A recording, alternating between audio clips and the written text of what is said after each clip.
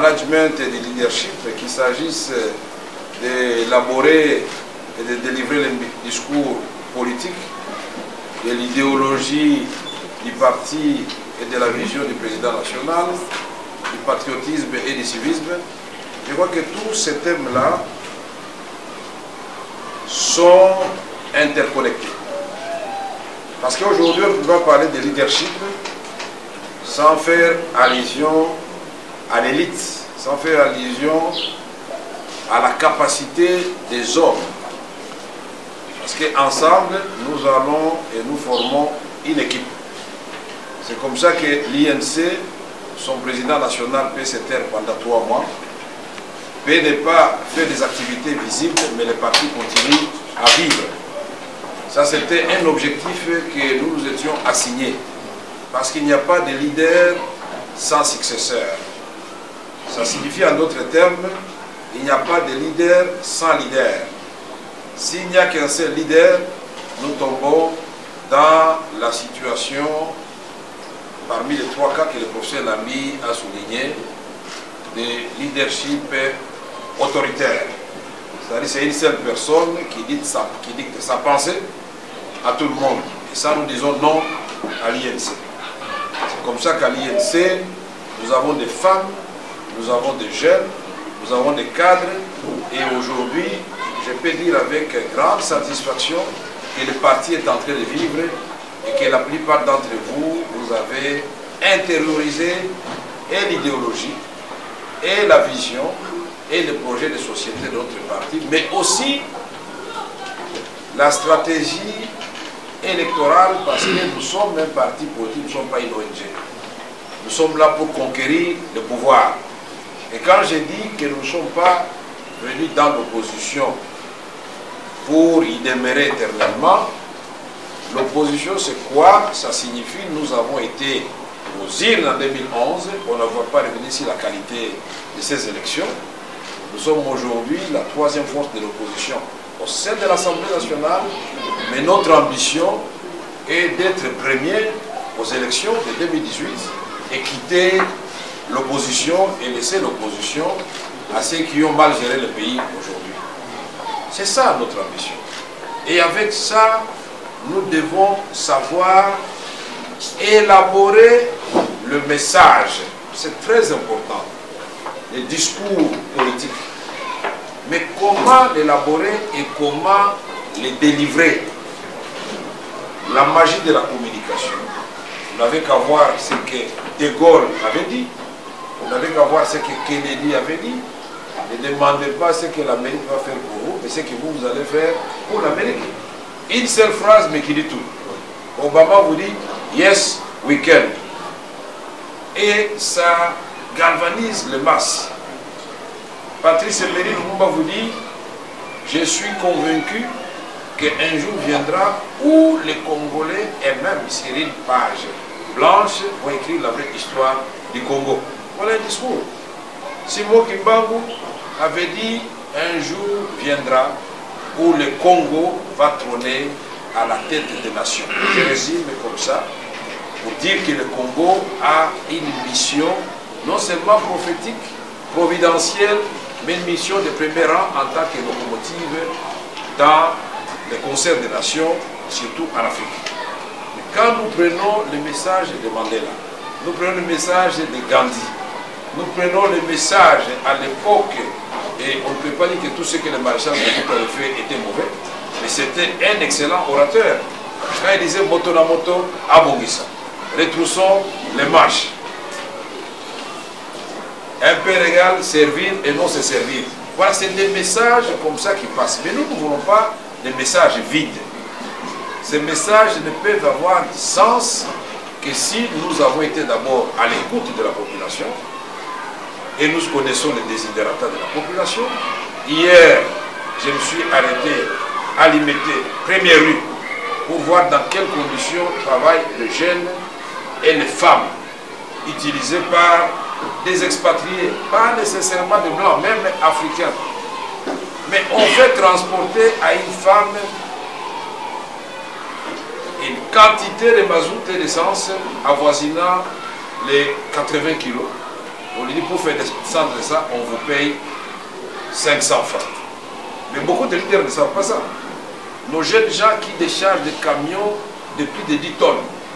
Et on vous dit après la journée, président, on nous donne à chacun 1000 francs.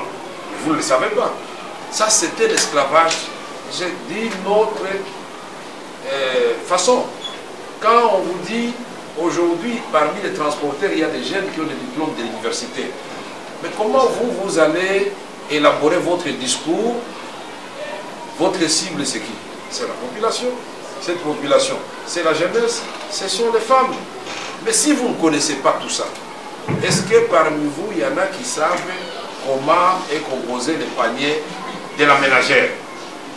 Qu'est-ce que les Congolais mangent chaque jour? Est-ce que chacun de vous connaît le prix unitaire de ce que les Congolais mangent? Le prix unitaire du pain. Nous sommes partis d'un carton de poissons chez Charles. On est passé aux rames, comme on le disait, les différentes rames qu'on doit se distribuer. Et puis finalement, c'était un poisson. Et puis c'était un poisson coupé à 2 morceaux. Et aujourd'hui, le poisson est coupé à 4 morceaux. Est-ce que tous les leaders savent ça? Aujourd'hui, pendant que nous parlons, est-ce que tous les leaders savent qu'il y a des millions de Congolais qui sont en dehors de leur résidence à cause des effets de la guerre? Mais si vous devez élaborer votre message, est-ce que vous savez que parmi les Wewala, les motocyclistes, il y a des licenciés, il y a des médecins? Est-ce que vous savez qu'il y a nos médecins qui travaillent maintenant comme des gardes malades à l'étranger? Si vous ne savez pas tout ça, mais comment vous allez élaborer un discours qui va atteindre le cœur des Congolais qui constituent notre cible? C'est pourquoi l'interaction entre leaders et la population est très importante. Il ne faut pas se mettre devant la population, vous communiquez votre message et vous dites Alléluia, Amen, vous partez. Non. Vous parlez, à un moment donné, vous donnez la parole à la population. Vous l'écoutez et puis vous restituez à la population ce que vous pensez être la réponse à son message.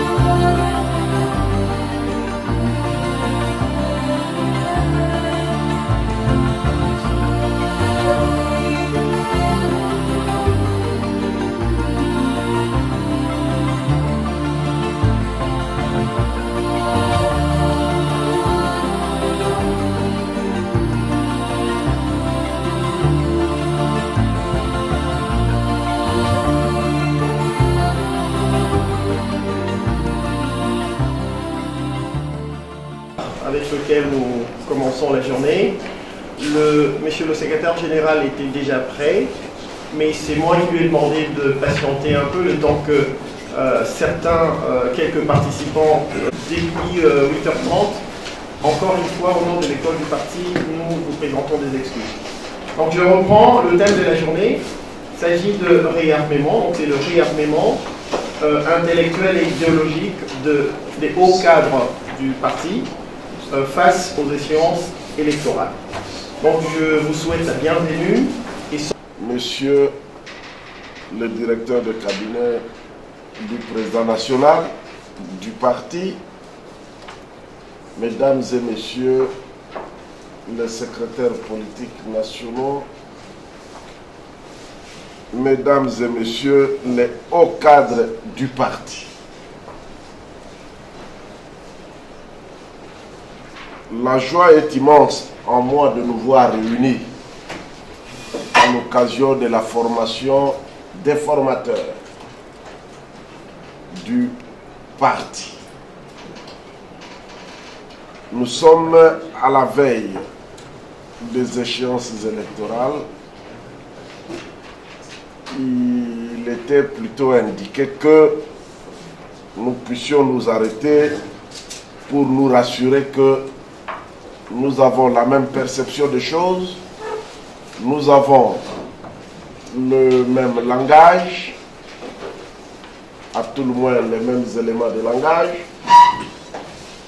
et que donc nous pouvons cheminer ensemble pour aller vers les résultats tant souhaités, la victoire électorale. Et cette formation vient donc à point nommé. Elle nous permet de nous mettre à niveau pour que nous-mêmes à notre tour nous puissions répercuter auprès des autres, auprès de nombreux membres de notre parti, les enseignements que nous allons recevoir d'ici. C'est pourquoi je voudrais féliciter le directeur de l'école du parti qui a conçu cet atelier qui tombe, comme je le disais tantôt, à point nommé. Je voudrais espérer qu'à la fin de cet atelier, nous serons aptes à affronter le terrain en passant d'abord par la formation de beaucoup d'autres. Ici, il y a des chefs d'organes, des chefs de corps spécialisés. Alors chacun va répercuter dans son ressort, dans son périmètre. Et nous allons parler le même langage à l'unisson. Bonne condition d'audit, bon travail, et qui est interaction comme... ce sont des vocables nouveaux qui sont sortis, interagir, bon. Mais enfin, nous sommes de la vieille école. En tout cas, que les travaux donc se poursuivent selon le programme aménagé. Je vous remercie. Merci beaucoup.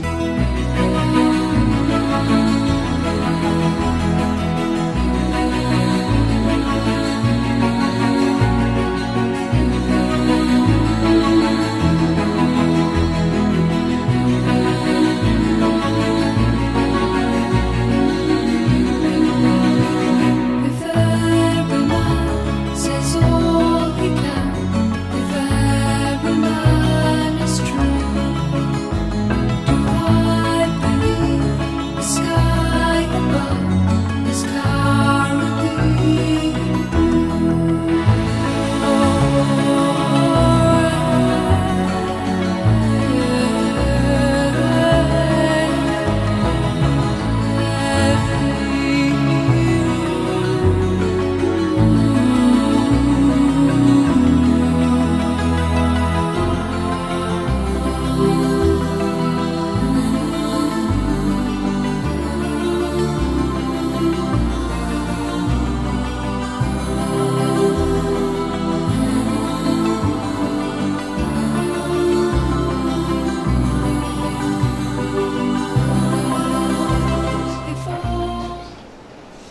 l'honorable Kizito était devant vous, pas pour vous enseigner, mais pour partager avec vous ce que lui, de par son expérience et sa formation, ce que peut représenter un portrait robot d'un leader, d'un manager. Vous savez qu'à la fin de ces travaux, ce serait un dommage qu'il n'y ait pas de notes de synthèse et de consolidation. Puisque entre ce que le professeur Lamy a dit hier et ce que l'honorable Kizito a dit aujourd'hui, il ne faut pas que ça soit considéré comme des droites parallèles, non. Moi, je refuse qu'on puisse opposer les leaders aux managers. Puisqu'un bon manager peut être revêtu aussi des qualités d'un leader. Ce qui fait que les gens s'étonnent quand, pour la même entreprise, on a eu 6 PDG successifs. Mais les agents vous disent, non seulement c'était un bon gestionnaire, mais il avait les soucis du bien-être du personnel qui était à sa charge. Le fait d'être manager ne vous enlève en rien la qualité humaine. Ça, c'est le réflexe naturel qui doit être en nous tous. Si on n'a pas les soucis des autres, vous êtes tout simplement égocentrique et vous n'avez pas votre place dans la direction ni de l'entreprise, ni des institutions sur le plan politique. Donc, le dosage peut être différent. Je suis d'accord qu'un leader, c'est quelqu'un qui d'abord, commencez par rêver. Moi, je rêve d'une Afrique qui doit aujourd'hui saisir sa chance avec l'histoire. L'Asie l'a fait. Tout le monde se moquait de l'Asie, mais aujourd'hui, on ne peut plus se moquer de l'Asie. Mais pour cela, il fallait des pays leaders. Avant, il y avait les dragons du sud-est, le Japon, la Corée du Sud, la Thaïlande, etc., etc. Singapour. Mais aujourd'hui, il y a des géants qui se sont levés. C'est la Chine et l'Inde. Et qui ont alors boosté tous les continents asiatiques sur la voie du développement, de l'espoir pour les peuples. L'Amérique latine, et je ne cesserai de le répéter, avec Lula, il est des problèmes aujourd'hui qui sont en prison. Mandela était en prison. Ça n'a rien changé à la qualité de Mandela. Et donc, l'Amérique latine a saisi aussi sa chance avec l'histoire. Et tous les autres pays gravitent autour du Brésil. Aujourd'hui, le Chili est en train de monter, le Mexique et tous les autres pays. Mais l'Afrique, telle qu'elle est présentée aujourd'hui, nous avons l'Afrique du Sud qui a déjà pris l'envol. Nous avons en Afrique de l'Ouest le Nigeria qui est maintenant un leader, mais à côté du Nigeria commencent à se développer d'autres États, comme la Côte d'Ivoire, comme le Sénégal, le Ghana et bien d'autres. En Afrique de l'Est, nous avons des États qui sont eux-mêmes déjà des leaders. Ils n'ont pas beaucoup de ressources. Quand vous allez au Kenya, ils n'ont que 2 ressources. Le tourisme et l'agriculture. Mais l'agriculture sur un sol aride, semi-aride. Mais ils envoient la nourriture au Congo où nous sommes presque dans l'eau.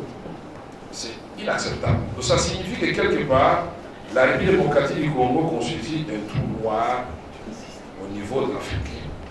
Quand vous allez en Afrique du Sud, vous verrez que l'Afrique du Sud, tous les pays qui gravitent autour, la Namibie, le Mozambique, le Botswana, ces pays-là commencent à se relever parce qu'il y a un pôle intégrateur qui aussi induit le développement.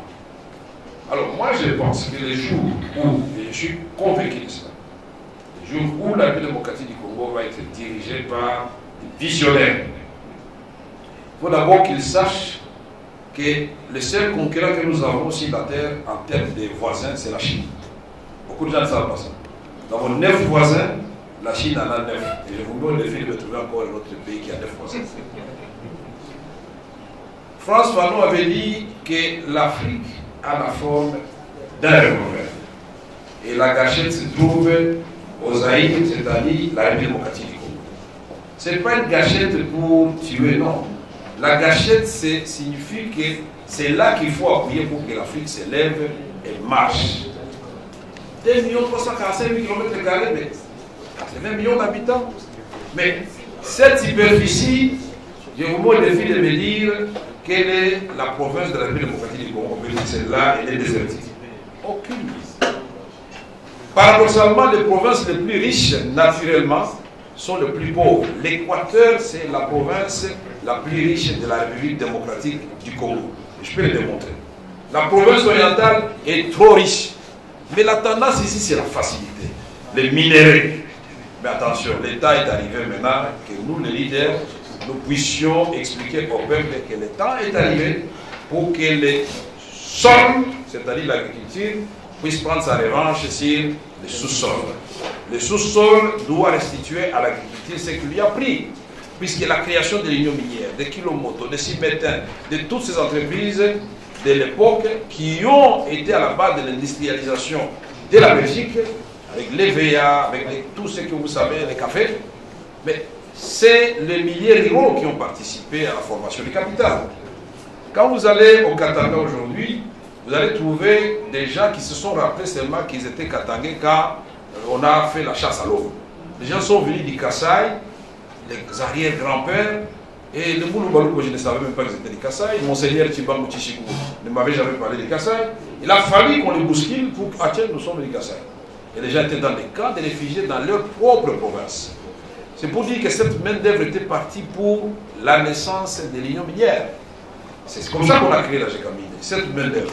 Mais en même temps, la solidarité africaine et congolaise joie. Mais les gens qui étaient restés à Mweneditou, à Ngandajika, estimaient que nos parents qui sont de l'autre côté là-bas, ils n'ont pas notre nourriture. Ils envoyaient une fois par mois à manger à cette famille-là. Ça contribue au bien-être du personnel qui produit pour l'entreprise. C'est pour dire que ici, un leader aussi. La prochaine dame avait parlé de toi, et vous parlez de 6, mais j'ai comme l'impression que vous avez oublié que je vous ai dit que le leadership que nous voulons à l'INC, c'est selon le modèle de Jésus-Christ. Il faut avoir l'humilité. Il faut avoir l'amour. Mais si vous n'aimez pas votre pays, votre peuple, vous n'allez pas diriger, vous allez diriger pour votre famille biologique. Et vous allez prendre l'argent de l'État, vous allez orienter à autre chose. Il faut avoir le sens d'écoute. Mais comment voulez-vous faire mon bonheur contre mon propre gré? Vous devez savoir d'abord ce que je veux. Quelles sont les attentes de la population? Vous devez les intégrer. Et à ce moment-là, un bon leader passe son temps à écouter. Vous savez, quand le maréchal Mobutu a fait les consultations populaires, c'était un ouvrage extraordinaire, puisque toutes les provinces ont dit leur malheur. Mais malheureusement, c'est resté des lettres mortes dans le tiroir. L'objectif, c'était tout simplement de la communication. C'était pour sauver la situation qui était trop compliquée à l'époque, quand l'IDPS, l'Union sacrée, était en train d'appuyer sur la gâchette. Mais ici, nous devons aller à l'écoute de la population. Écoutons le peuple. Vous vous rappelez encore de l'opération qu'on avait lancée à un moment donné? Écoutons le peuple. Et je suis très content de voir que vous n'êtes pas seulement cramponnés dans des salles, dans des locaux, dans des bureaux. Pendant que vous parlez ici, il y en a qui sont sur le terrain. Et il y en a qui sont ici, quand ils vont quitter, ils vont aller sur le terrain. Il faut le faire. C'est ça le secret d'un parti politique. Ça signifie, en d'autres termes, il faut faire rêver la population. Vous dites, nous allons vous amener du point A au point B. Vous êtes en deuil, nous allons vous ramener le sourire. Aujourd'hui, la République démocratique du Congo ressemble à un corbillard où chaque jour vous avez des sirènes, des gens qu'on doit aller enterrer. Non, ça va changer. Ça sera un pays merveilleux. Et à ce moment-là, ces rêves-là ne suffisent pas. Il faut ajouter aux rêves les actions. Mais là aussi, ça ne suffit pas. Un bon leader doit avoir la foi dans ce qu'il est en train d'entreprendre. Devez avoir la foi, la conviction. Mais si vous n'avez pas de conviction, vous n'êtes pas un leader. Vous avez peur vous-même. Ah, on va perdre les élections. Mais vous avez déjà perdu puisque vous avez déjà peur vous-même. Vous devez être confiant, mais en même temps, la foi. C'est-à-dire, aujourd'hui, je voudrais ajouter un autre élément. La magie que nous devons opérer, c'est de faire la jonction entre le subconscient et le conscient. Le subconscient, c'est de l'abstrait, c'est le rêve, c'est ce qu'on veut réaliser.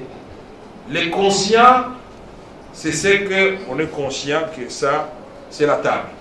Mais maintenant, la magie, c'est quoi? Puisque moi, je voudrais fabriquer la table. J'en rêve, mais j'y arrive comment? Je dois poser des actions. Mais là, il faut ajouter maintenant la foi. C'est la foi qui fait la jonction entre le subconscient et le conscient. Et quand les Japonais vous pratiquent le yoga, se concentrent. Ça ne veut pas dire qu'ils font de la magie. La concentration, la méditation, ça fait partie aussi des qualités d'un bon leader.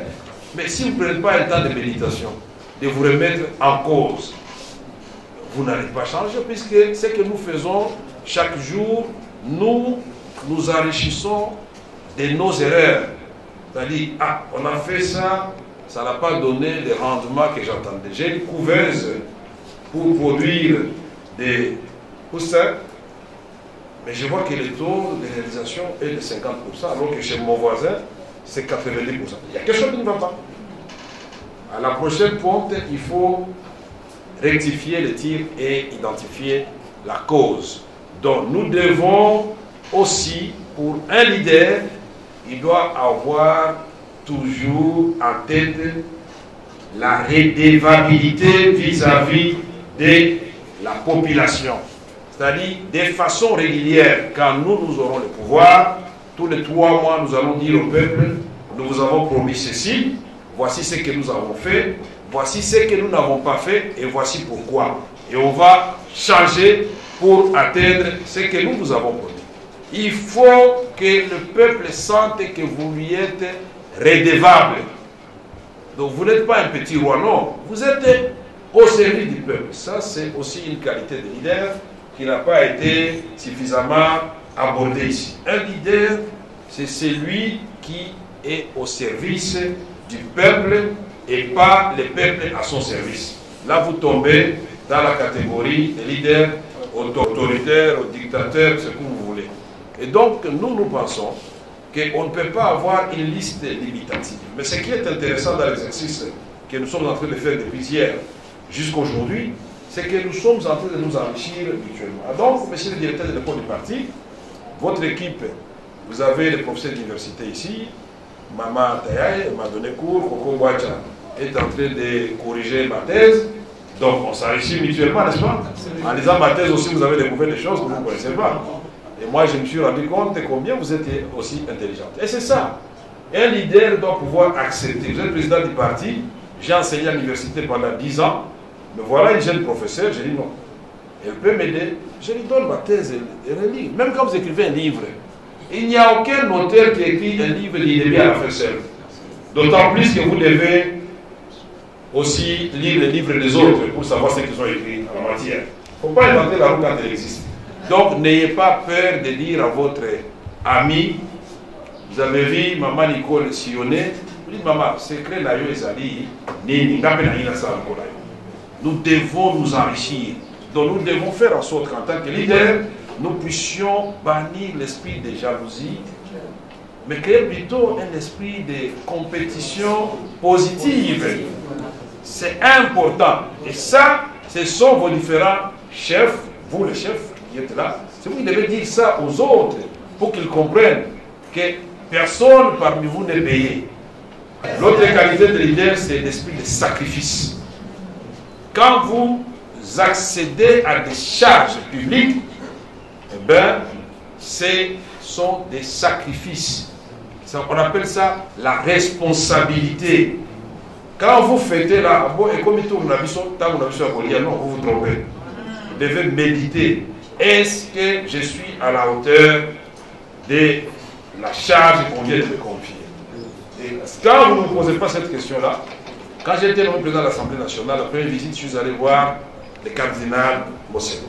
Quand j'avais mis de l'information, je suis allé voir le cardinal Etiao.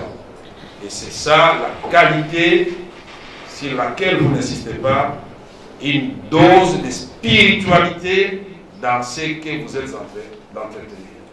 Sinon, je vais vous renvoyer dans les psaumes pour dire que tout ce qui s'est bâti sans Dieu, c'est en vain qu'on est en train de le bâtir, n'est-ce pas? Je vous remercie. Merci beaucoup, Madame le Président.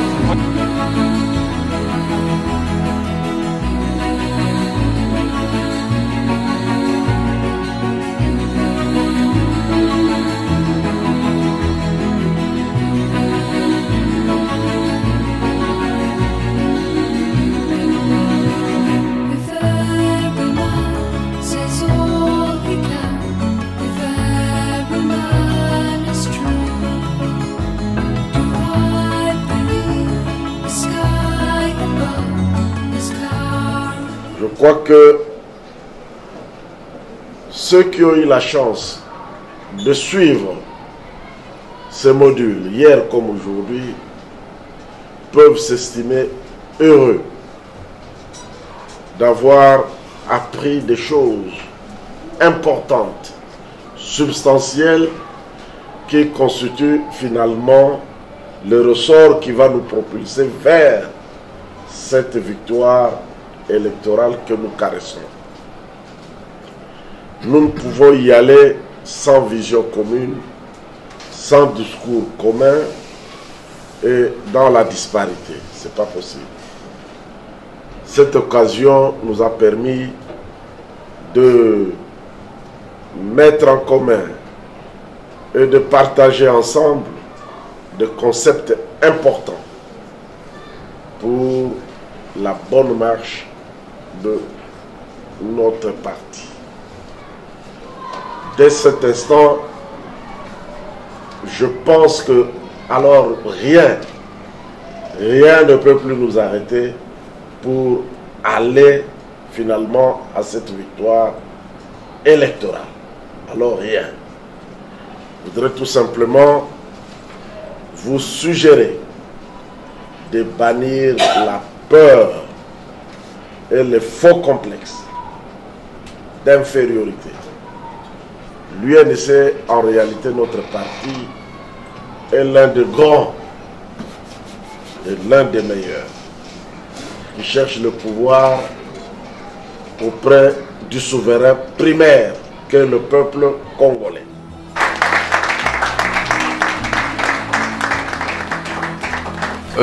L'impression est positive dans la mesure où chaque jour on apprend que le parti est décidé d'activer tous les mécanismes prévus dans nos statuts en organisant ces genres d'événements, notamment en ressuscitant l'école du parti pour que nos militants puissent avoir la même compréhension des idéaux que nous partageons au sein de l'UNC. C'est énormément une bonne chose et nous encourageons. Et surtout que le président national est passé pour encore nous encourager d'aller dans ce sens-là. C'est des bonnes initiatives parce que ça permet aux uns aux autres de connaître l'idéologie du parti, de connaître, d'avoir un civisme qui est nécessaire parce que demain nous sommes appelés à gérer ces pays autrement que les font actuellement les gens de la mouvance présidentielle. Donc ce sont des béquilles nécessaires pour les partis et cela devra continuer. C'est pour cette raison que nous félicitons les uns et les autres qui ont mis la main dans la pâte pour que cet événement puisse avoir lieu et nous pensons que cet événement va continuer encore davantage avec d'autres leçons nécessaires pour que les cadres du parti soient à même de se défendre partout avec la même compréhension. Il y a des bosso, nous remercions nos initiateurs et la formation pour leur dire que pour nous que ça c'est plus mingi. Vous savez, tout bando est makamoussou tout quand que toebi angol tout quand toebi té. Donc il y a des bosso na merci pour les initiateurs, na président national pour ils a pensé et le retour à noter congrès à la mais tous autres pensé formation net. Donc tout ce que je peux dire, na côté civisme, côté explication, tout ça assez outillé pour affronter les enjeux de Kalamingi. Surtout, tu as l'école du parti, dans Makambasali. Ce n'est pas là où ils ont trouvé ça, mais c'est vraiment ingénieux. Nous sommes vraiment contents. Personnellement, nous sommes vraiment contents et je crois que les autres dans le sud Kivu, même dans le nord Kivu, donc restituer pour tout ça, ça peut comprendre tout ça. Très belle initiative, hautement importante. Pourquoi? Parce que je crois que c'est un meilleur moyen pour aborder le congrès. Dans ce congrès, on va mettre en place des commissions, des comités, etc.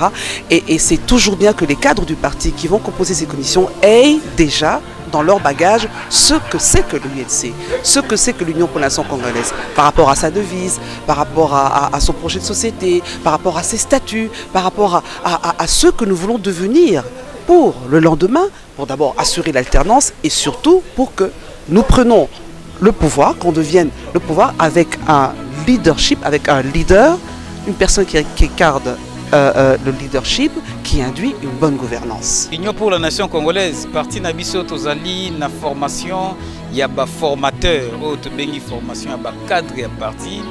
Matondo mingi pe na bandeko na biso ya NDI pour na participation na bango na kati ya formation ya biso ya UNC to pesi longonya na président Vital Kamerhe na directeur ya école nationale du parti mwana mboka Riki Betoko na likanisi malamu oyo ya kotia ba cadre nyonso ya UNC à niveau po ete tozokende na mapona mikala mingi te.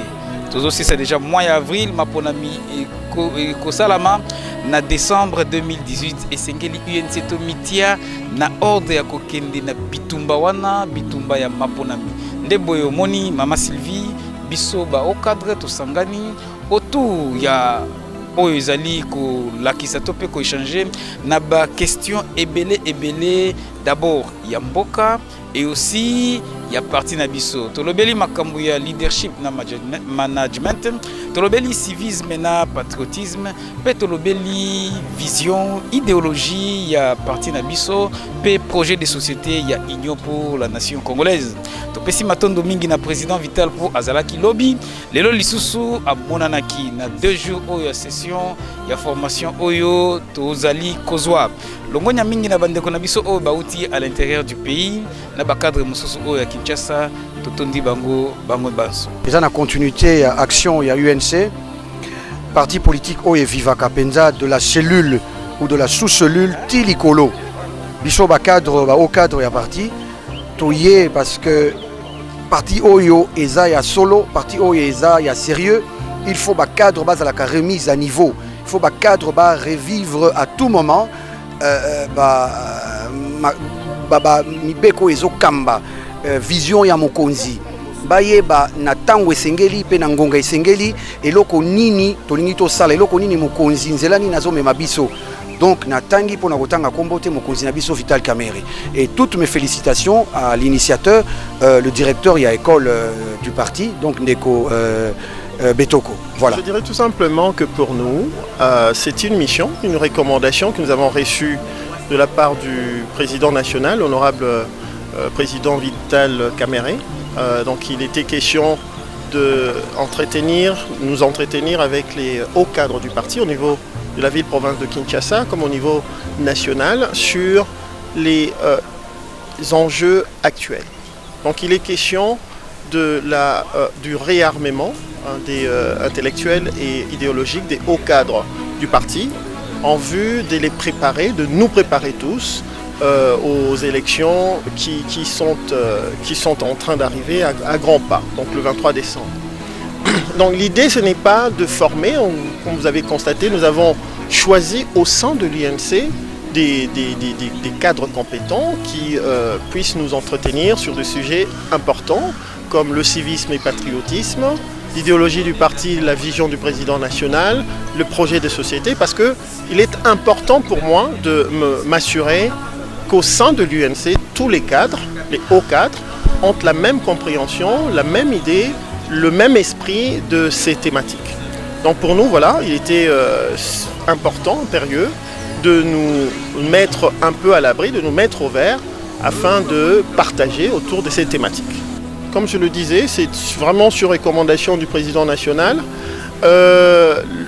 les différentes cellules des formations dans les différentes provinces vont prendre le relais et nous serons là pour faire le suivi, pour faire le monitoring et au besoin, nous allons continuer. Au mois de mai, vous entendrez parler de nous encore parce qu'il est question pour nous de nous assurer que nous tous, les candidats de l'UNC, les hauts cadres de l'UNC, il faut qu'ils soient prêts à affronter, nous le sommes déjà, mais il faut que nous soyons prêts encore davantage à affronter les élections à venir parce qu'il est important de souligner que pour nous, UNC, les élections doivent se tenir cette année et nous parlons du 23 décembre 2018.